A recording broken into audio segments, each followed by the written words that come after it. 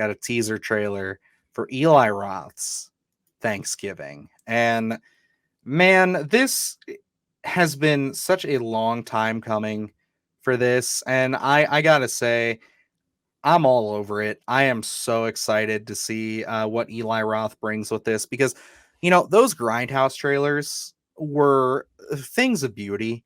I remember my dad going to see that movie. He didn't take me. I was a bit too young, but when it came out, got it from Netflix and, just watching at least Planet Terror, I think I watched back then. I didn't see Death Proof till I was much older. But Planet Terror was right up my alley with zombies and shit. But the big thing was we watched all of the trailers as the special features on that DVD. And I was just so into it. And then it wasn't too long after, only a few years, that we got Machete, which again was one of these trailers. But they never really followed up on that. They did Machete Kills, and I think they're trying to do another one, but it's kind of just more a passion project of Robert Rodriguez. So kind of whenever he decides to get the ball rolling on that. But this is one of those things where this, and I know, was it Don't or whatever, from Edgar Wright? Yeah. Is one of those ones where it's like, yeah, we definitely wanted to see these get made. And I'm just happy that we're finally here. Yeah. That Thanksgiving trailer from the Grindhouse films is so much fun. It's really one of those films where that could have easily been, a mid 70s kind of early 80s slasher, which is so much fun. And then looking at this and seeing that long road, because, Machete came out, Hobo with a Shotgun was one of them too, wasn't it?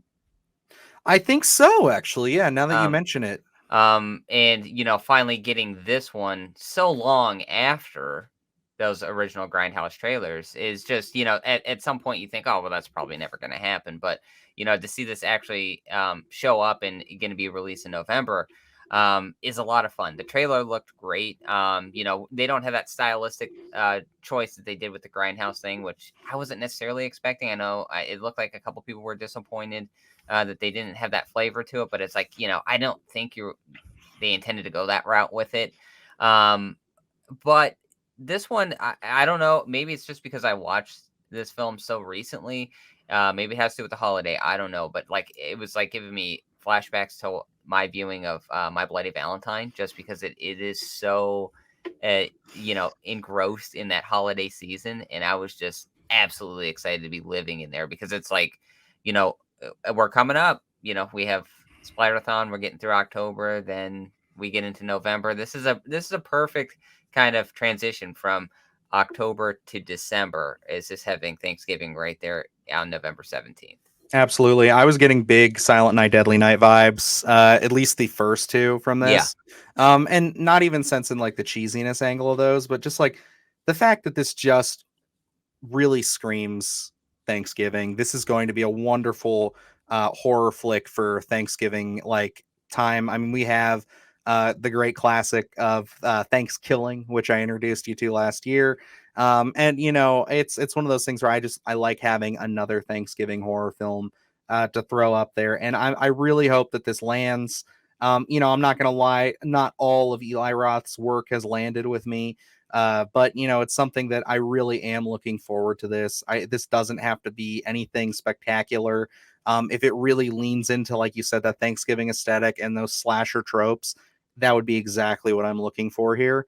I'm basically what I'm saying is this is going to be a very easy crowd pleaser for me, at least. And as far as the Grindhouse aesthetic goes, I think one of the best takes I saw online was just someone on Twitter had said it's like Eli Roth's trailer was the original film, and this is the updated remake to it. And I'm just like, that's a beautiful way to look at it. Yeah, no, I think so too.